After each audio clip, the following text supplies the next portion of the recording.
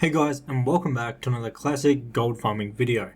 In this one, I'm going to be showing you the Devil Saw leather farm and how to actually do it. So obviously the main item that we're going to be after is the Devil Saw leather. You are going to need skinning to do this. I believe it's 275 plus to actually skin these mobs. Now there is 6 different Devil Saws that spawn around in Ungor Crater, and these are the lines of where they actually patrol and where they walk to and from. So they're constantly moving around, and they do have a respawn timer of around 5 minutes. Now they are elites and they actually can do a lot of damage. So there's only a few classes that you can do this efficiently with, and that is going to be classes that you can kite the mobs with. So like a frost mage, a hunter, things like that are very easy to kite these out. Because if you just try to face tank them, they are going to do a lot of damage.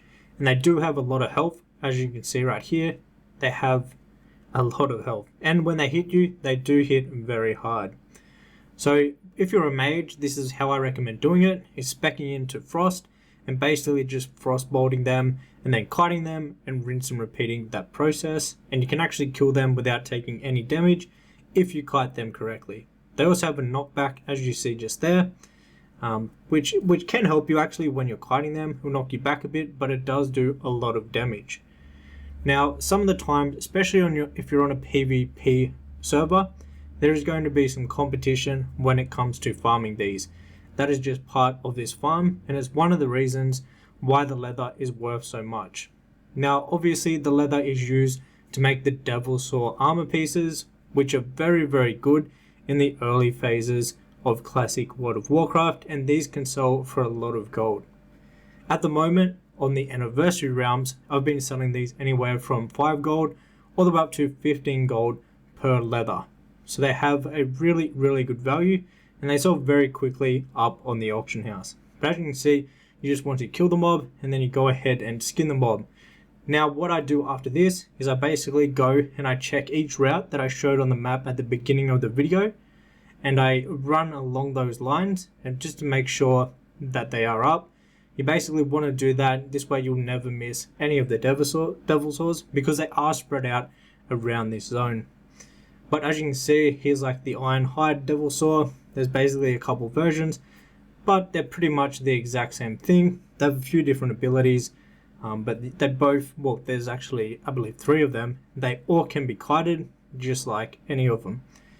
So as you can see, we're just going to kite this mob out. Once again, go ahead, kill it, and then make sure that we skin it.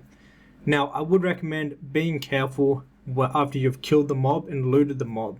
So as soon as you loot the mob, that's when the mob can be skinned. And you need to be careful that there is not a stealth class like a rogue or a druid that is just waiting for you to loot the mob, and then they actually go ahead and they steal the skin. That actually can happen, and quite a lot of people try to do this, so you do need to be careful for that. Now, while you're actually running around, there's a few items that you can actually pick up on the ground that you can sell on the auction house. So one of them being the dirt piles, and this is going to give you the Angora soil, which can be sold on the auction house. And there's also, I believe there's like 5 or so different colored crystals that are going to be on the ground. So this is like the red power crystal, and there's a few more different colors. So whenever you see one of these, you might as well pick them up. You just click on them and it's going to give you some of the crystals, and these also can be sold up on the auction house. I believe they're used to like complete this quest thing that gives you a buff. This is why people buy them off the auction house. You also could have mining and skinning, mining or herbalism paired with skinning. This way, when you're running around looking for the Devil Saws, you can also pick up some herbs or do some mining along the way. But yeah, make sure you're picking up those crystals because they do add up over time. That was it for this guide. If you enjoyed, hit the thumbs up button and also subscribe to the channel for more gold making videos for all versions of World of Warcraft. If you want to level up your gold making and become the best gold maker in all versions of World of Warcraft, I recommend checking out Goldcapped. Goldcapped is a community project where a bunch of the best gold makers are making guides and helping out everyone in the community. We are constantly making new and up-to-date guides for the latest and best methods of making gold in all versions of World of Warcraft.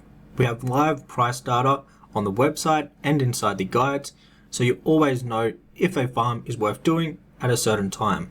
We have a team of the best gold makers in all versions of World of Warcraft.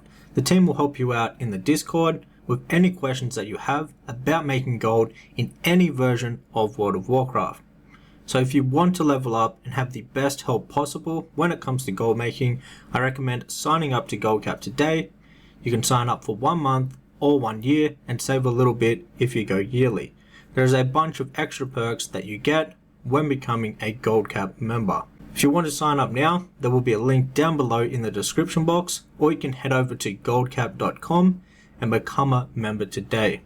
Hope to see you in the Discord and a part of the community where we can all level up our gold making together. If you have any questions, just join the GoldCap Discord and the team will help you out.